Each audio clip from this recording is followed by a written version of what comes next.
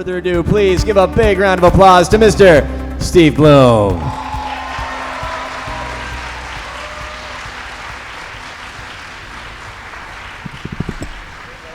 Welcome back, sir. How are you? I'm good. How are you doing today? Doing well, doing well. Nice to see you. I went home last night and I dug something out. Uh-oh. Oh my God. When I was a kid, back when Japanese animation, that's when we still called it Japanese animation. I mean, we're talking the 90s before it really became mainstream here in the States. The first anime I ever watched all the way through was the Guyver, Bio Booster Armor Guyver. Thank you. It never occurred to me till Steve and I were talking yesterday backstage that was your first role. My very first role, yeah. Steve was Agato Makishima, Guyver 3. And so I went and found my Guyver 3, and I'm going to see if I can coerce Steve into signing it for me. I'll take that. Thank you. Thank you. Okay. So that's not what the swag at this con is awesome, you guys. Of course I'll sign it. Oh, you're awesome, man. I really appreciate it. I'm going to hold it here for a little while. Okay. You can just don't drool on it. I mean, it's... Oh, it's too late. I'm on auto drool. Oh. So how have you been this weekend? Been doing all right? I mean, I've talked to you every day, but still. I know. This has been a phenomenal con. You guys, thank you so much for making us feel so welcome here. We had such a great weekend. I hope you guys did too. And awesome. Yeah, we got one more day to play, so we're going to make the most of it. So we got a panel, and you got some signings and some photographs today? Yep. Probably one or two. Who knows? Who knows? Just I'm not a big draw that way. It's okay. Yeah, obviously. I have a face for cartoons. But the perfect voice. That's all that matters. All right, on. Well, great. So, I mean, you guys are here. We're here. We have a microphone up front there for you. Marcos is up there at the microphone. If you guys have questions, please, by all means, come on up. Ask questions. That's what we're here for. Yes. Tell stories and anecdotes and, just keep it family friendly. For Sunday, yeah. Yeah. Hello. Hi. What was it like to play the voice of Amon in The Legend of Korra? It was equalizing. Amon was an amazing character for me. I really, really wanted to work on the original Avatar series, and I never even had the opportunity to audition for it, so I was kind of bummed, and I thought it was a natural thing to work on that because it was so similar to Japanese animation, Japanimation. So when I got the call to audition for Legend of Korra, I was super excited, and then booked it, and I saw this character, and I saw how stentorian he was and on stage, and this big leader, almost like a cult status leader. And my approach to it was a much bigger, bolder performance. And Andrea Romano directed that show, one of the greatest directors of all time, along with Mary, my two favorite directors in the entire world for animation. And she said that Amon should really be understated. He doesn't have to be big and bold to express his power. And so when she had me tuck him in like that, it made him so much more chilling, I thought. It changed the performance completely. So I really owe it to her and to the writers for the way Amon came out. It was an amazing experience. And unfortunately, we didn't get to work as a full cast on that show. We only worked 2 or 3 people at a time. But I got to work with Lance Hendrickson a lot, who is, I love him as an actor. He's amazing. And just to hear those pipes next to me was an incredible thing. And a few of the other actors too, and PJ Byrne, some really, really great actors on that show. The other thing that was really different about that show was the level of detail that Mike and Brian, the creators of the show, put in, particularly with the fighting scenes and the cultural elements of the show.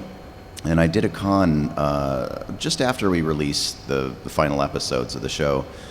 And sitting on the stage with me were 2 of the Sifu, the directors for the martial arts fighting scenes.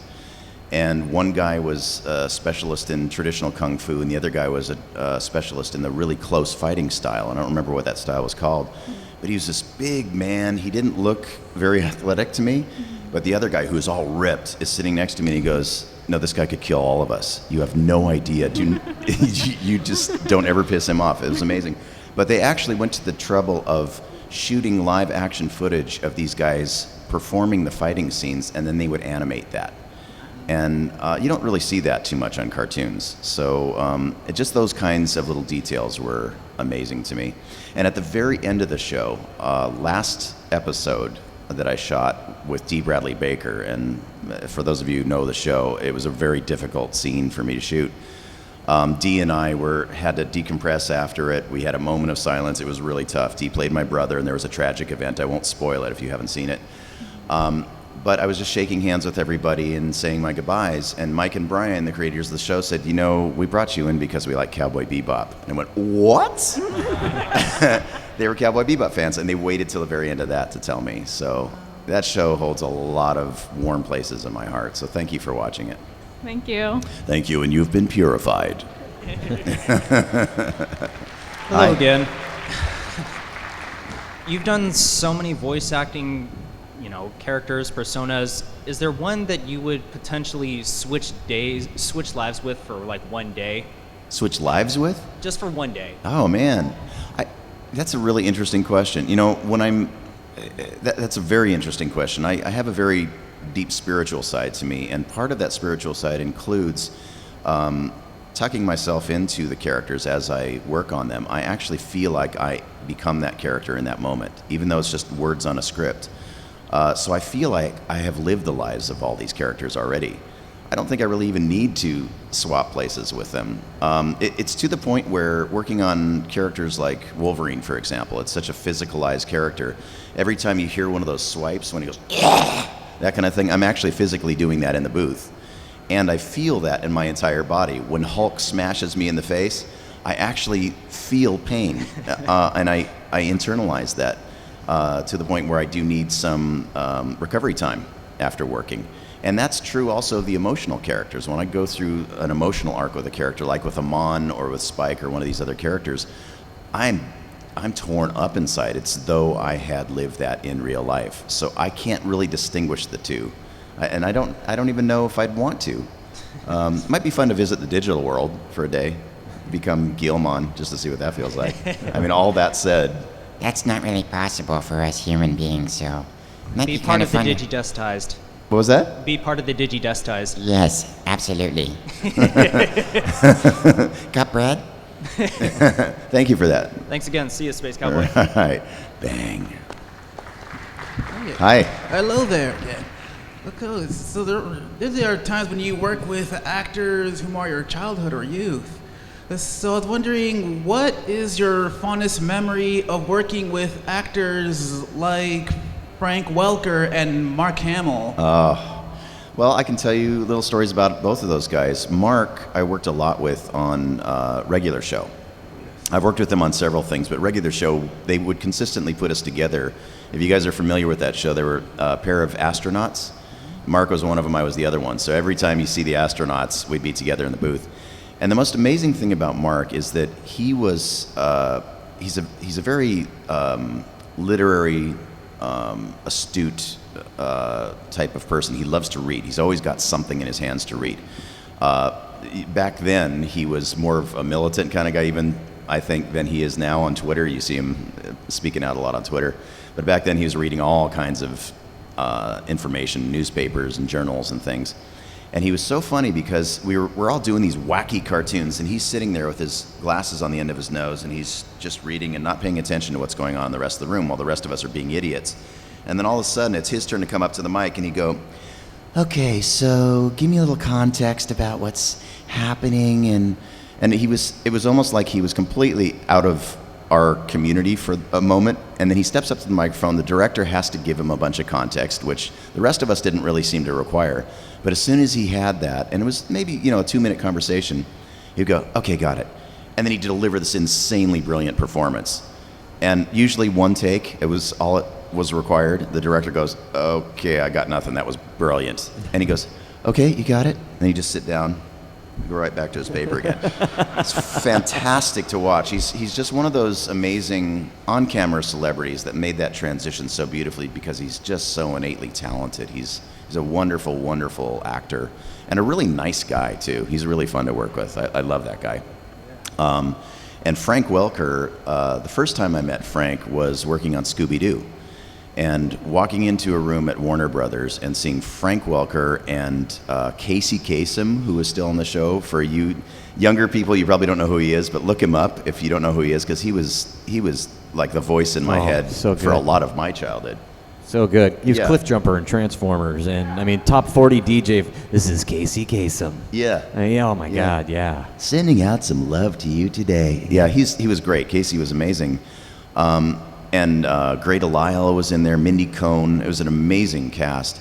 And I came in there and I saw Frank across the room, and I just went into fanboy squee internal. It was like, oh my God, that's Frank Welker. I was such a huge fan of him. He was one of the very few people who I knew about in the voice acting industry, because he voiced every creature from every Disney movie you've ever seen. And he was the voice of Free Willy and Freddy and Scooby-Doo and so many amazing, amazing characters. Megatron. And Megatron, yeah. And so I waited for the break. I got all my fanboy stuff out privately. And I came up to him and I said, Mr. Welker, I just need to shake your hand and say thank you for my childhood. And he said, so you're pretty new to this? And I said, no, I've been at it for a little while, but this is a huge thing for me to work on Scooby-Doo. And I was playing a villain where I actually got to say, you meddling kids, that thing at the end. It was awesome. It was really awesome. And Frank said, you know what? You're really good at what you do. He goes, I'm really glad they brought you in today. You're the perfect character for this. And this can be a really tough business, especially on this level. So here's my phone number if you ever need anything. It was amazing. And we've been friends ever since. Frank is just a genuine, amazing, generous human being. And then getting to work with him on Transformers Prime, especially seeing him and Peter Cullen together as Optimus and Megatron, that went so far beyond any fanboy dream I could ever have. And actually getting to sass back at him as Starscream, I really felt bonded with him. It was an amazing thing. Wow. So, Thank you for sharing. my pleasure, man. Thank you.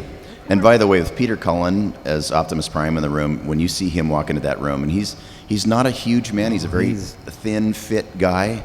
With a pencil mustache. We did have the chance to have him at a show. Oh my and God. For me, that was a huge geek out moment for me. I mean, Yes. meeting Peter. So you guys, many of you probably saw him. He walks up there and he's very polite and very soft-spoken. Yep.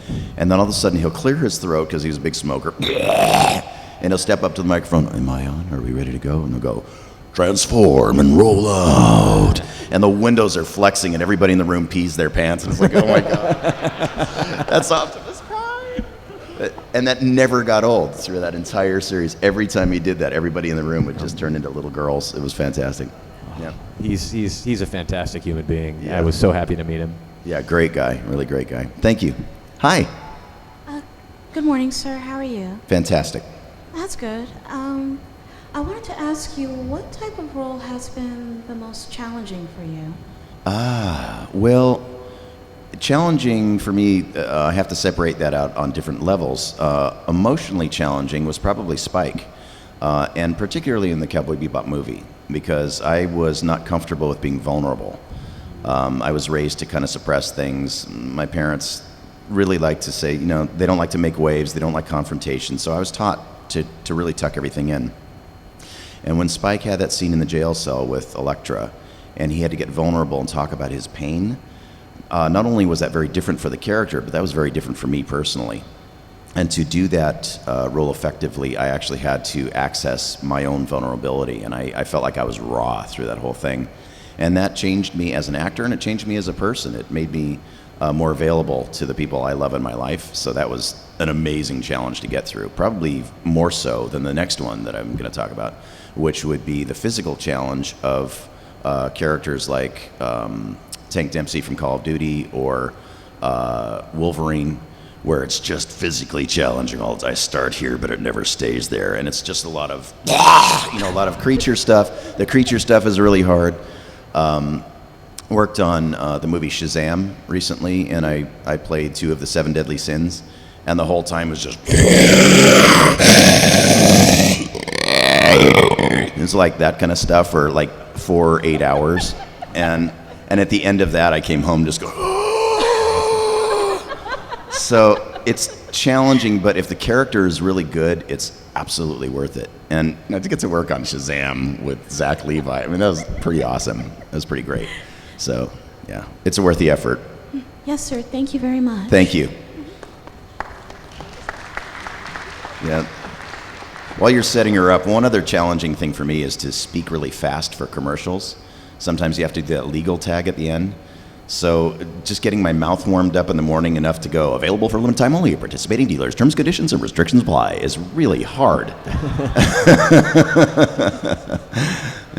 Hi. Hello. We all know you've been super prolific in your work. I was just wondering if you ever have a situation where someone's like, oh, I remember you from such and such, and you have to like really think back and it's like, oh yeah, I guess I did, that voice. It's like, do you have such a huge catalog that maybe you like forget some of them, or? Yeah, and it's not even necessarily because of the size of the catalog, it's because of the size of my brain, which is not this big. My memory isn't great anyway. There are some characters, if I do the characters enough, I remember them forever. And if I hear something, if somebody comes up with a really rando character and they just play it for me for a second, it immediately clicks back in. That's literally the only superpower I have. But yeah, it's happened several times at this convention, and a few of you have stumped me out here. I don't know if you're here with us today, but a few people came up to my signing table, especially yesterday, with some shows and games that I could not remember working on at all. I have no idea. And part of that isn't really even necessarily my fault, because I come into the studio sometimes, especially back then, with a lot of anime and video games where we have to sign a non-disclosure agreement, a legal agreement not to talk about the game. So they title the game with a temporary title. So, and I'm not a gamer, so unless I follow the trajectory of that game, I never know what it's released under, which is a real problem when I had to go through my IMDb and figure out what I had actually done for the Guinness record. I had no idea. And then also, in the context of the shows and games too, sometimes I don't know the characters' names. They just give me a script. It's a few pieces of paper, and it's pretty much a need-to-know basis. It might be Man A, and they actually have a name for that character in the show, but they don't want to reveal it yet. So I have no idea. And when somebody comes up with a finished product for me and they said, do you remember this in episode 4 of, this series that was 52 episodes long that I've never seen? I'll go, is that me? I don't know. But it happens all the time. Hello. Hi. First off, I want to say thank you for being a big part of my childhood. Oh, my seriously, pleasure, man. Thank you. But I also wanted to ask you, how was your time working as Tank Dempsey, and now that the journey's over, how do you feel just going for that whole ride? Man, it was 10 years. I didn't realize it was 10 years until it was over. It was kind of amazing. We never got to work together as a cast. I always went in by myself. But the crew for that game was so incredible, especially the latest incarnation with Craig at the helm. It was really a labor of love. And every time Tank was out there spluttering gutbags, especially in Ultima's form, that was one of those things that really hurt. But I dug in deep because it was so worth it. And I put myself in that situation, just felt like I was covered in zombie goo. I was in it from point A to point whatever. But yeah, it was really sad at the end, and it really touched all of us because they brought us together. They brought us to the studio after it was all over, and we did an interview thing that you've probably seen. I think we talked about that the other day. And it was really bittersweet for us because we hadn't been in the same room at the same time with all 4 of us for that project until that moment. And Tom Kane started crying, and then I started crying, and Nolan laughed at us, and Freddie felt bad and was patting us on the back. It was tough. We are brothers. It's a motley crew of really weird dudes. But one of the things that I loved about that so much is that we did a Christmas album. I don't know if you heard that. It was the worst thing you will ever hear in your life. It was called A Very Zombie Christmas. And our producer at the time, Keith Aram, thought it'd be really fun to get some Christmas music together. So he actually hired an orchestrator, and he put together a bunch of background music for our favorite Christmas songs and one Hanukkah song. And we all wrote lyrics. We rewrote the lyrics. Like 12 Days of Christmas was basically 5 shotgun shells, and then I don't even remember. Everything for Freddie's character was 2 bottles vodka. I mean, it was that kind of stupid thing. And so we changed all these songs up. We put together a whole album. Machinima actually did a video of one of the songs that we did, and we were drunk, and I had 103 fever. I had the flu while we were doing that. And so it was terrible. The singing was just terrible, but it was perfect for the characters. So if you get a chance, look it up on YouTube. Look up A Very Zombie Christmas. You won't find the whole album. We did a bunch of little interstitial things, and we released it on iTunes. And we did it for free, and we wanted to do it as a gift to the fans. And Activision was mad because we didn't get their permission. And so they threatened to sue the producer. They threatened to take us out of the game. It was rough. It was really bad. We felt kind of bad about it, and they took it down, but secretly we're really happy that it still exists. So if you can still find it, you'll see it on YouTube. And we did do one, I wrote the Hanukkah song for Richtofen, and he goes, "Oh, what a catchy little tune." And I said, "It's a Hanukkah song, you idiot." And he goes, "What?" It was great. It was great. He's so, yeah. All right, thank you so much. Thank you. Hoorah. Morning. Hi. How you doing today? Great. How are you today? I am I fantastic. love everything you have on there, by the way. It's awesome. Thank you very much. So I was just wondering what your favorite, what one of your favorite roles have been, good and bad. Favorite is a rough question for me, just because I put all of my love and effort into every character that I do. So the true answer to that question is whatever I'm working on Monday, because I'm still employed. But, some of them stand out. And I love all the characters for different reasons. And sometimes they're just little tiny random characters. It might be something as small as there was a character called Amon in Digimon that most people don't even remember. It's just this little floating pink puff. And Pormon loves Yoli. but it was the only time I got to do that voice other than like Crash Bandicoot. Most people don't think of me for that kind of a character. But I love to do that kind of thing. I love to go, it's it's super fun for me to just do something different when usually I'm doing this kind of stuff, So I love doing the different things.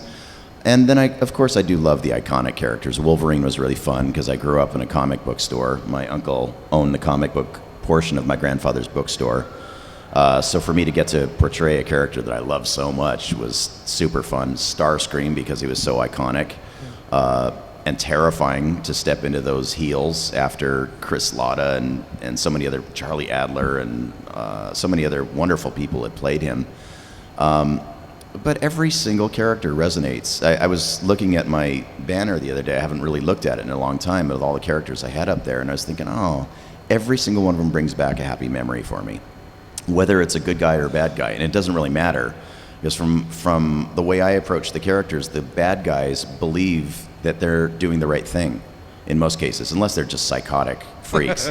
But even characters like Amon really believed that he was doing the right thing. So I don't see any difference psychologically for me between playing a good guy and a bad guy. And hence, I can't choose a favorite on either side.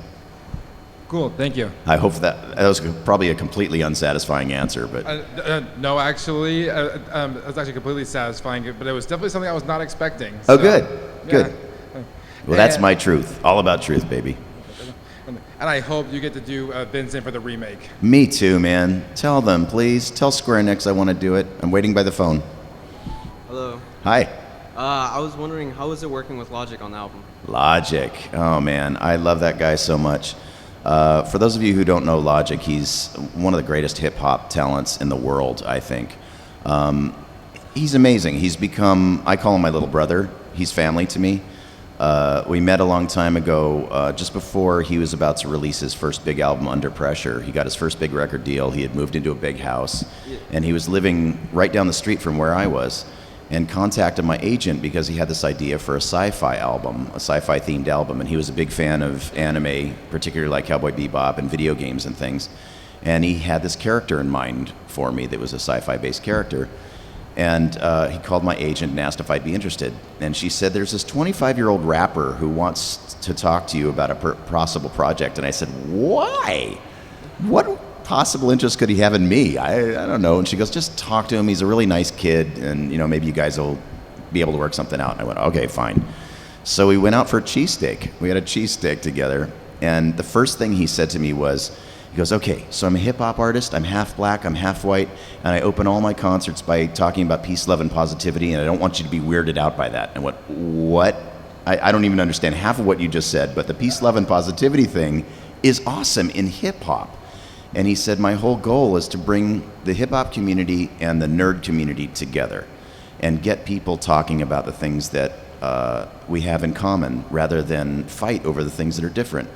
And I said, okay, I'm in. I don't know what you want from me, but yes, the answer is yes. And so like a week later, that night, he went home and he wrote the entire script for my part and Kai's part in an album called The Incredible True Story. Yeah. And he came over with his engineer and we recorded it in my little closet studio, recorded the whole thing for the album in just a couple hours. And then a couple months later, the album's out, and it went, I think, platinum. It's crazy. And then he blew up. And he brought me back for the Everybody album, and he went to the Grammy Awards, and now he's playing arenas all over the world. It's really amazing. But he's exactly the same person he was that very first day that I met him. He's still humble and sweet, and he really believes in peace, love, and positivity. And for that, he will be family to me for the rest of my life. He's pretty incredible. And one other quick thing about him is he always wanted to do a panel at a convention. It was his dream, one of his dreams, to do that. And so he scheduled a panel just when we were about to release Incredible True Story. And the people that streamed in at this panel were so interesting to see because half of them were hardcore nerds in cosplay, and the other half of the room were hardcore hip-hop people. And to see them having conversations, it was so funny because you hear like the hip-hop crowd going, oh man, I've secretly been a nerd my whole life and I can't tell any of my friends. And the other side was saying, I love hip hop, but none of my friends will even listen to it with me. It was so funny. It was like those old commercials about the chocolate and peanut butter for the Reese's Pieces or whatever it was. Yeah. You got your anime in my hip hop. You got your anime in my hip hop. You got your hip hop in my anime. Yeah. And now everything's crossing over. It's amazing. So he's really an innovator in bringing people together. So if you haven't heard of Logic, check him out. And also in the most recent video, Icy, there's a song that he did called Icy. I get to play his manager from Sellout Records, this guy named Marty Randolph. And he's this character that he created in his old mixtapes that the fans really loved. And he let me bring him to life in this horrible outfit with these giant glasses and chains and a pink sweater vest. It was in a beret. It was disgusting. So yeah, check that out. Check out the Icy video and also, oh man, I can't remember the name of the other one. Take It Back. There's a song called Take It Back. I have a really quick cameo in that one. And then Every Day. There's a song called Every Day, and I played his boss in that one where I'm screaming at him the whole time, and they put me in a skin wig. I was bald and cranky and really fat and gross. So yeah, check that out too. Thank you for asking about Logic, though. All right. Thank you, man. All right, thank you. And by the way, I spoke to him this morning. We were texting this morning, and he said, for those of you who sent messages to him so far from here, I deliver those messages, and he really loved them, and he said to send his love to everybody here. All right, man. Take care. Hi. Hi. So, what was it like to voice Verstael Besithia in Final Fantasy 15? Oh, that was cool. That was one of those roles, though, that it was such a fast session. I think I did that whole session in less than 2 hours, and there was very little context. It was just basically matching what the original Japanese was and getting in and out of the studio as fast as I could. So I hear that character came out really good, but I haven't seen anything. So I don't even know what to say about it yet until I see what the final product was. I don't know. Did you like it, though? Well, funny thing is, I played the entirety of Final Fantasy 15 with Japanese voices. Oh, you did? Yeah, so I had no idea what it was like, but I kind of knew who Besithia was. He's like this sort of really evil type imperial researcher. Yeah. And story of my life. Yeah. I found it kind of interesting, but. Well, cool. Let me know what you think if you play the English version. Let me know if you think I screwed it up or I did a good job. I probably won't get around to it. Okay, cool. Me neither. I love honesty, don't you guys? Yeah. Hi. Hi, how's it going? Big thanks because your work as Spike got me into anime. Oh, thanks, dude. Do you have any tips for taking care of your voice properly and avoiding vocal strain besides rest and lots of water? Sure. Go to bloomvoxstudios.com and sign up for my class. No, I'm kidding. We actually did. It's such an important question that I ended up doing an entire class on it because there's not enough time here. But that's one of the first classes I did for my school. There's a lot that you can do to protect your voice. First and foremost, make sure that you stay hydrated and that you get rest. A lot of people who are starting out in voiceover are younger and they like to party or they like to stay up all night and they don't think they need a lot of sleep. When you're doing this work, it actually takes a substantial toll on the body. So you have to make sure that you rest so that your cells have a chance to recharge. Also, limit your screaming, especially in the beginning. I would say get some training, maybe singing training, voiceover training, so that you can control your breath and to use your diaphragm to support your voice. When you're using it, a lot of people try to do everything from here, and you end up straining your vocal cords. If you are a newer voice actor, and many times they will ask you to scream for hours and hours and hours and hours, stop if it's starting to hurt you.